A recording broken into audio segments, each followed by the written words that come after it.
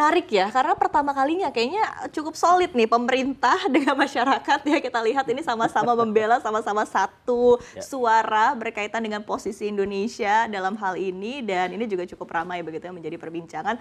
Karena urusan olahraga ini ada campur tangan sedikit, ya mau tidak mau sebetulnya ya. Ini kan ada pertimbangan politik juga, ada pertimbangan positioning Indonesia juga, kedaulatan negara dan lain sebagainya begitu ya.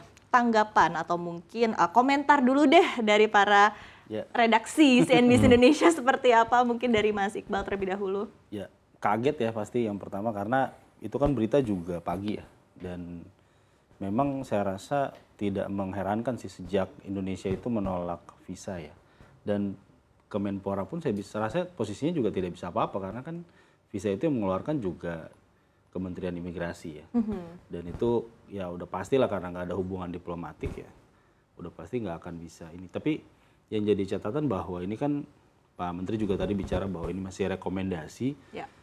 Ya sempet sih kemarin ketar-ketir juga apa namanya ke depan nih kan event olahraga internasional di Indonesia juga banyak gitu ya. Apalagi ada mimpi itu 2036 jadi tuan rumah Olimpiade.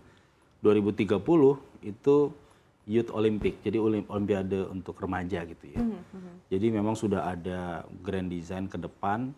Tapi saya rasa dengan reputasi Pak Erick ya di dunia internasional yang jaringannya juga kuat gitu ya, terutama di olahraga, saya rasa sih bisa dicabut mungkin rekomendasinya atau seperti apa sih. Saya yakin banget sih karena beliau punya kemampuan itu sih. Tapi seberapa fair sebetulnya ya IOC ini tadi ya memberikan rekomendasi larangan gitu. Karena sebetulnya kalau kita lihat juga banyak yang membela Indonesia justru ya.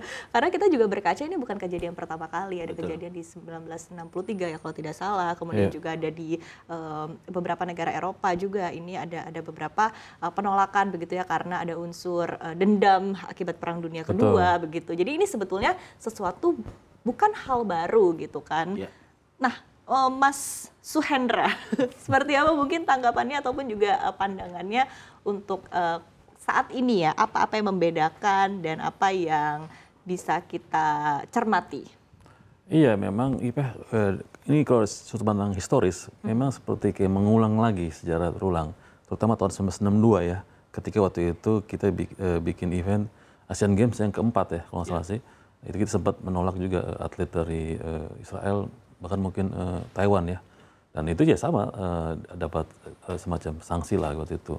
Dan itu saat itu memang peta politiknya memang berbeda dengan sekarang. Waktu itu memang masih perang dingin, dan itu pemimpinnya Pak Soekarno memang lagi sedang menggalang kekuatan non-blok, apalagi setelah pasca KTT Asia Afrika ya.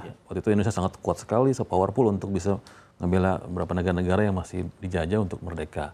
Nah saat itu memang kondisinya memang seperti itu, jadi sangat kuatlah posisi Indonesia dan akhirnya bikinlah sebuah ajang baru gitu yang disebut Ganevo ya.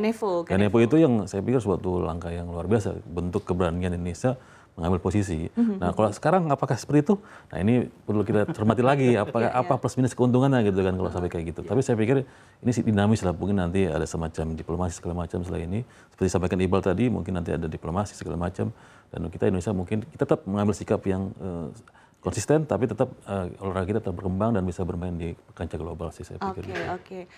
Ini menarik ya, apalagi ternyata kita ada sejarahnya loh, kita berani gitu kan, kita bikin ditolak begitu ya, tadi rekomendasinya oleh IOC begitu, ada larangan-larangan dari IOC, tapi rupanya kita berani, ya udah kita keluar gitu ya, kita bikin tantangannya. Ini berarti kita punya sejarah yang bisa cukup dibanggakan begitu ya. Tapi apakah mungkin ini kan kembali terulang, tadi balik lagi kata Mas. Ya kalau bicara mungkin ya mungkin aja, tapi yang menarik gini, waktu tahun 62 itu, dari panitia penyelenggaranya itu tetap mengundang Israel untuk datang gitu, tapi di Kementerian Luar Negerinya waktu itu tidak memberikan visa. Sama seperti saat ini kan? Mirip-mirip sebenarnya, mirip-mirip. Artinya secara komitmen olahraga tetap Indonesia mungkin dalam konteks organisasi dia untuk tetap kesetaraan lah ya, tapi dalam konteks politik, mungkin dalam konteks undang-undang di dalam negara kita ya harus kita hargai lah gitu, bahwa kita punya tindakan untuk tidak memberikan visa buat atlet Israel gitu loh. Oke,